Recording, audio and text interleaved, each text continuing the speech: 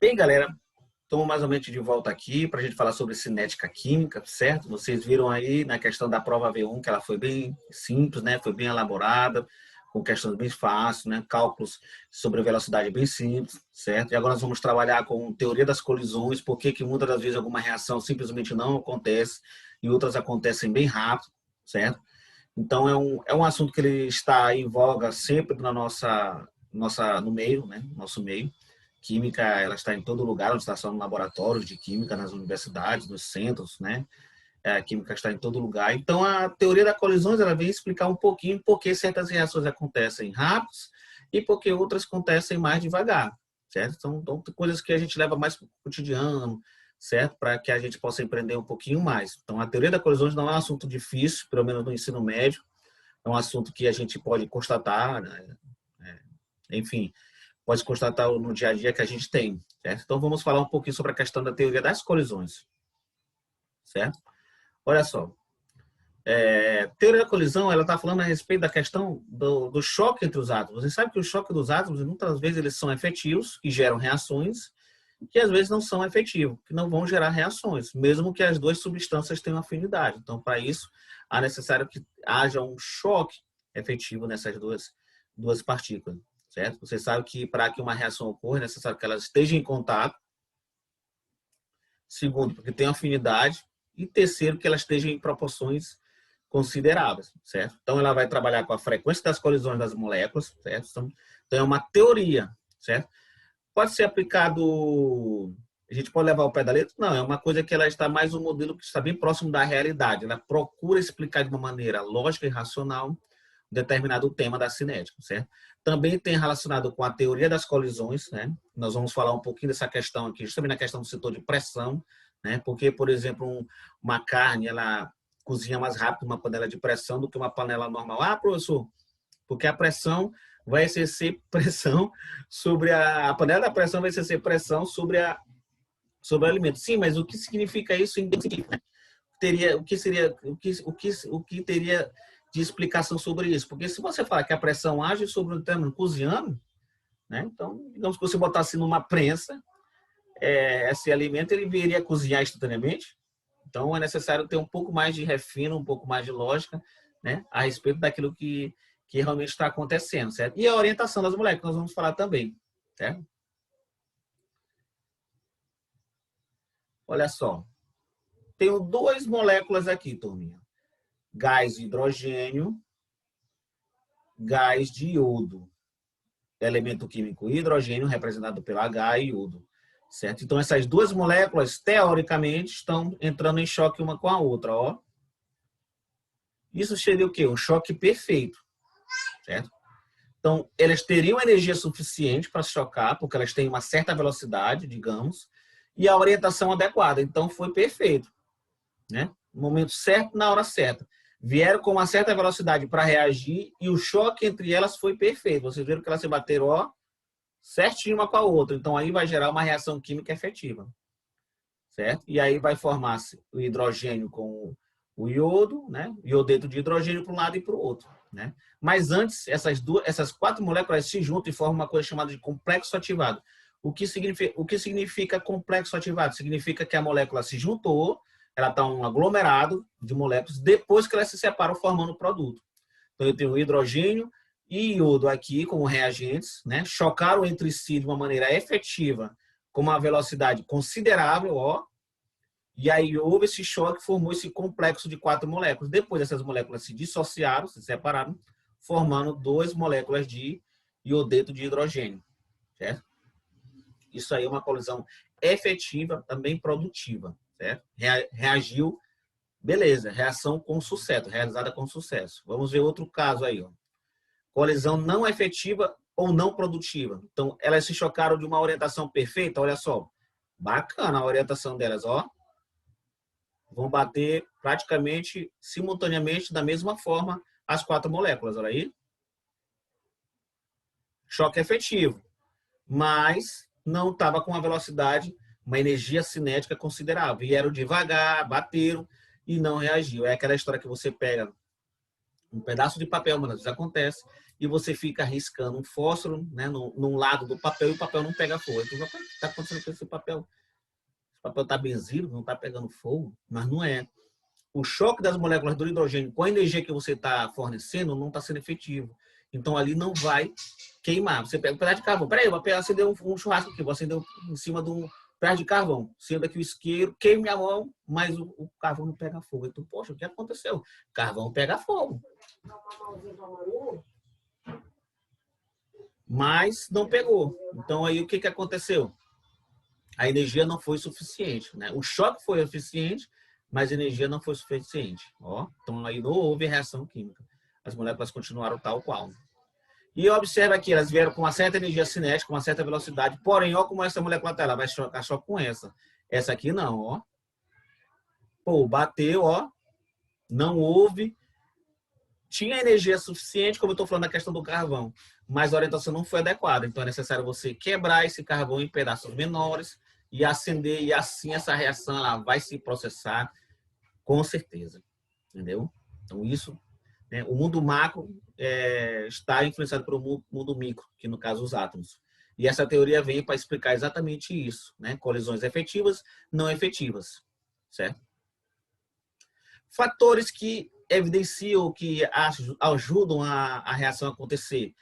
Nós temos vários fatores que nós vamos entender o porquê de cada um. Ó. Concentração do reagente, né? Nós sabemos que as reações, para que elas reajam entre si, elas têm que ter uma certa quantidade, não é isso?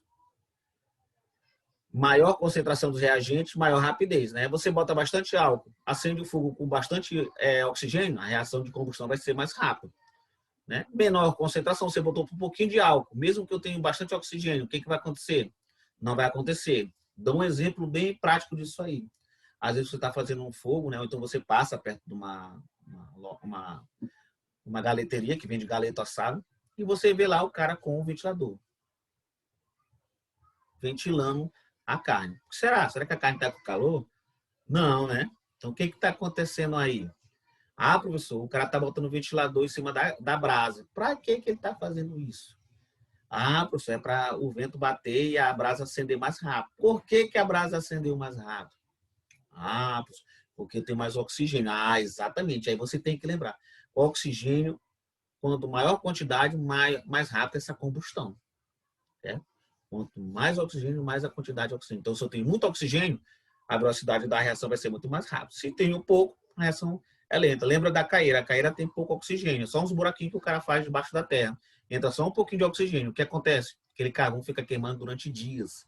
Vai ele abrir um buracão nessa caeira. O que vai acontecer? Esse carvão vai queimar 10 vezes mais rápido. Né? Digamos que se ele leva 3 dias para fazer carvão, né? Se ele passar lá em 3 dias, tá só as cinzas. Né? Por quê? Porque a combustão foi rápida. Então, maior quantidade, mais rápido. Pressão com os gases. Né? Maior pressão, né? Maior rapidez. Aí entra a questão do fator da panela de pressão. Se você botar uma carne para cozinhar, bota lá os legumes, né? Batata, tomate, alho, cebola, né? E botar para cozinhar numa panela normal, ela não vai cozinhar rápido. Mas se você botar ela numa panela de pressão, essa pressão desses gases vão exercer em cima, junto com a água que está dentro, junto com a água, vai fazer com que essas moléculas se agitem mais rápido. E o fato que elas se agitarem mais rápido, o que vai acontecer? Elas vão ter colisões mais efetivas, mais rápidas.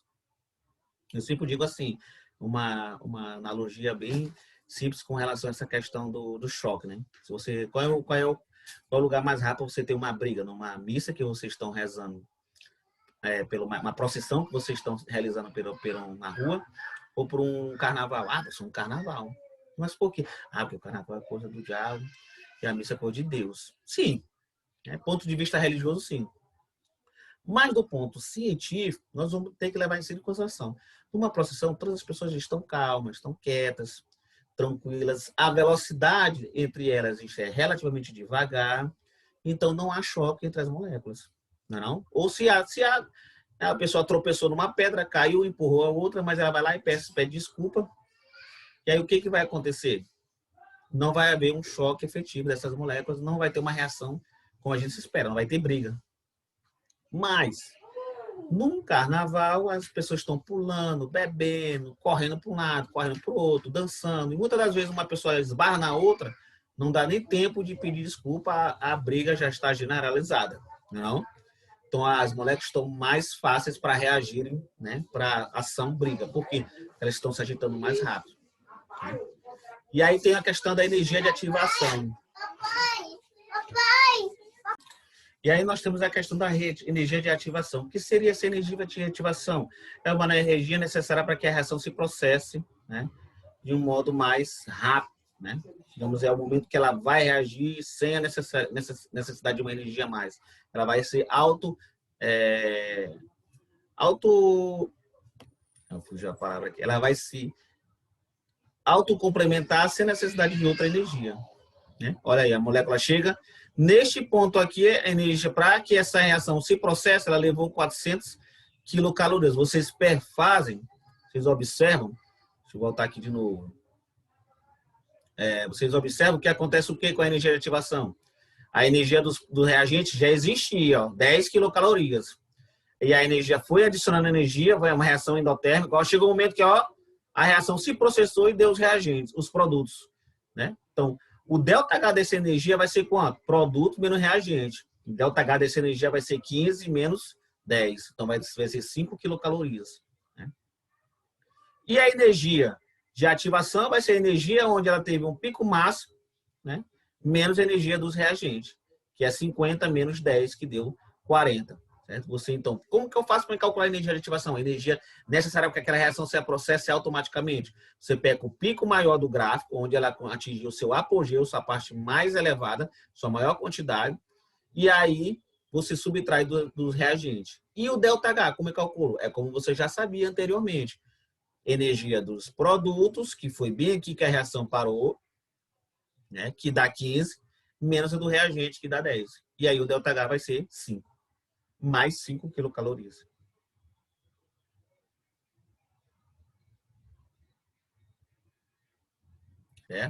Ó, maior energia de ativação, menor rapidez da reação. Menor energia de ativação, maior rapidez. Então, explicando-se em trocadilho isso. Então, uma energia que ela tem um pico máximo de energia, ela se processa mais rápido. Né? Então, essa reação, ela levou esse tempo todinho para chegar bem aqui e depois se processar automaticamente. Ó. Já uma reação que fosse bem aqui, chegasse aqui, já se processasse, então ela precisou de pouca energia para ela reagir. Então, em reações rápidas, o que acontece? A energia de ativação é muito pequena. Lembra da pólvora? A pólvora você acende, pum, pega logo fogo, explode, não é isso? Então, a energia de ativação é muito pequena para que essa reação se processe automaticamente. Já uma vela, quando você acende, para ela queimar toda, ela demora horas e horas queimando. Então, ela tem uma energia de ativação muito lenta, entendeu? Então, a energia de ativação, quanto mais elevada ela for, mais lenta a reação é, porque ela vai demorar para chegar até o seu pico, e daí do pico que ela vai se processar automaticamente, certo? Então, reações que têm energia pequena se processam bem rápido. Aí nós vemos a questão do efeito da temperatura. A temperatura também está associada com a energia de moléculas da velocidade, a energia cinética. Né? Então, quanto maior a temperatura, mais rápido essas moléculas se movem, mais rápido essas moléculas se chocam e mais rápido essa reação acontece. Quanto menor a temperatura, mais lenta essas moléculas estão, menos elas se chocam e menos ela reage. Certo? A respeito disso é o freezer, o congelador. Você bota uma maionese no congelador, pode ser que ela passe até uma semana lá e não estrague. Mas se você botar uma maionese fora da geladeira, em cima da mesa, questão de horas, 10 horas ou até menos, essa maionese já estragou completamente. Entendeu? Então, é o choque das moléculas. As moléculas não reagem, né? Não deixam as bactérias se proliferarem, as bactérias não começam a digerir aquele alimento, produzindo mais bactérias. Né? E aí, tudo isso é um conjunto da obra. Né? Maior temperatura, mais rapidez. Menor rapidez. Está relacionado, temperatura está relacionada com a energia de vibração dessas moléculas. Quanto maior a energia, mais elas se movimentam, mais energia cinética, mais rápida a reação é.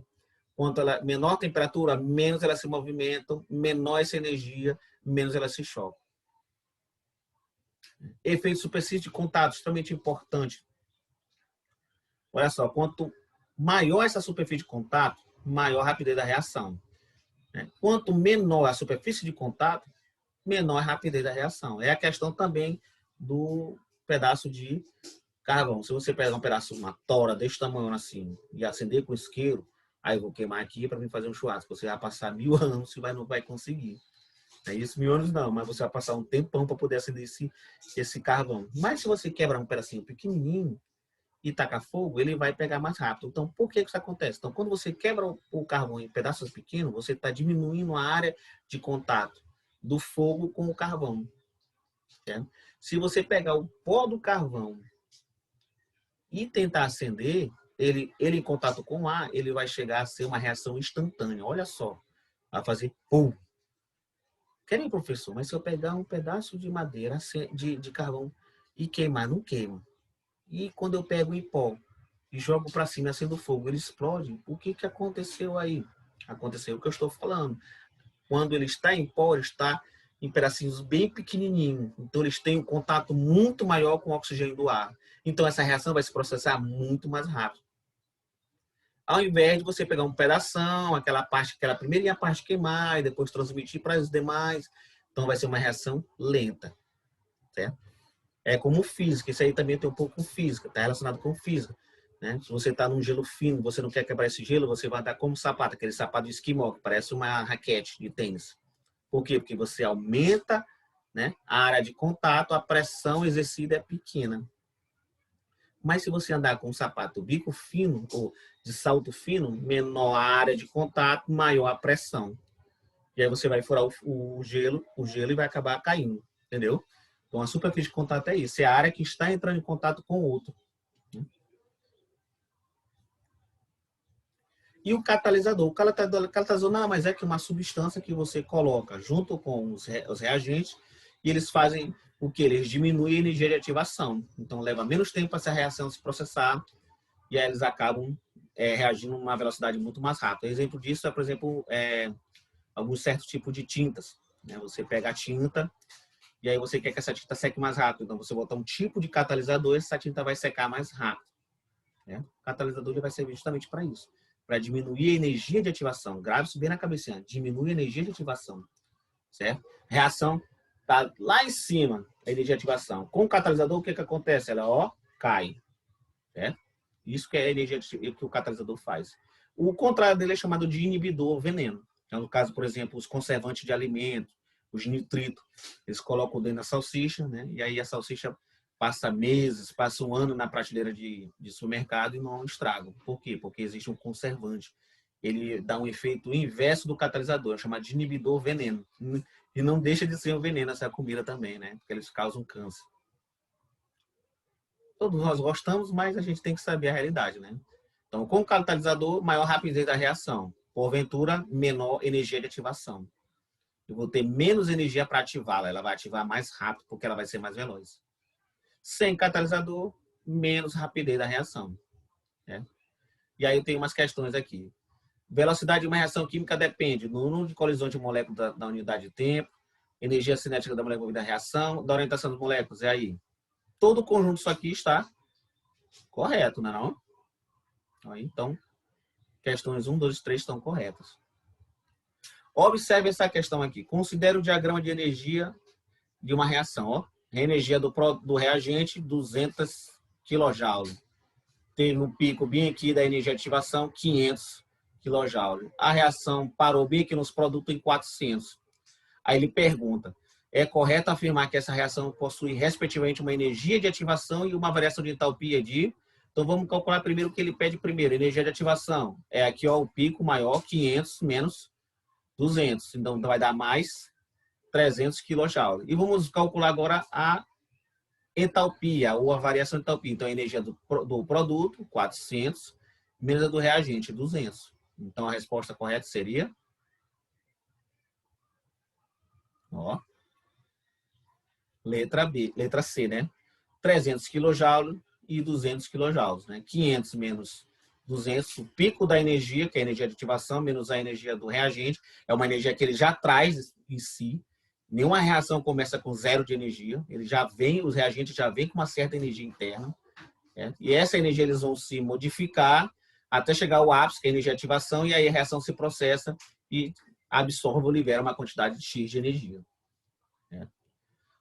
Outra aqui com relação a catalisador. No gráfico abaixo, o valor da energia de ativação, quando realizada com catalisador, é o que o catalisador faz, gente? Ele aumenta a velocidade da reação.